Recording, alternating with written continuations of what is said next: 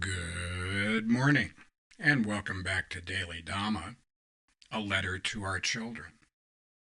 Today is December 20th, and our reading is Service.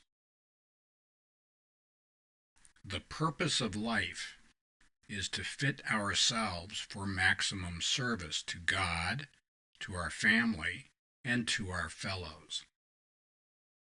Serving others does not mean helping them do what we think is best for them. That is serving our own egos. Service means being mindful of the divine spark in everyone we meet and refraining from trying to manipulate them into doing things that would make us more comfortable. When someone says no thank you, the offer has been declined. Leave it alone.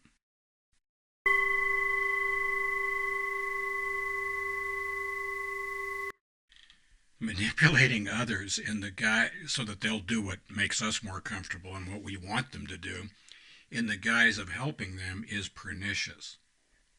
You know, I mean, other people get to decide.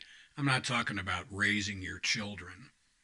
We're talking about dealing with adult children. People grow up, and when they grow up, they have a right to do what they want to do, and they can choose that any way they want. Our, again, with the Khalil Gibran, our kids come through us, but they don't belong to us. Our kids are not here to entertain us. Our kids, they may be entertaining, and personally, I find them absolutely fascinating. It's the most interesting thing I see ever in my life is watching my kids and grandkids. But they're not here in order to keep me entertained. I'd like to go back to the chapter 3 of the Bhagavad Gita, which is titled Karma Yoga, which is the way of action. And what they're talking about is selfless service. We have duties to perform. We have things we have to do in our family and in our community and in our culture. We've got things that we need to do. But we need to do it without any idea, any notion, any expectation at all of the outcome. There's a division of labor. We do the work, and God sees to the outcome. Whatever the outcome is, that's what it's supposed to be. You go, oh, but it's not what I want. Well, there's my point. What do you know? What do we know? You know, who won the Second World War? You're so smart. You know, the thing is that God, transcendent reality, has a better plan in place than we can imagine.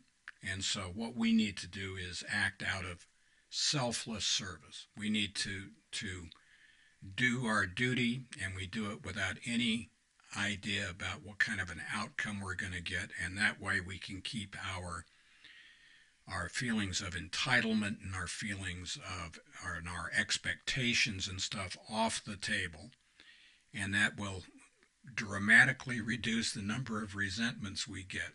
You know, our expectations are resentments under construction. And when we're setting ourselves up by telling kids what to do, and then we just sit there and micromanage them and all that stuff. Now, I have noticed this. When things go sideways, we're not so anxious to take responsibility for that. But for some reason, if anything goes right, we go, oh, yeah, see, I did that. That's not what kids need to hear, and it's not even true.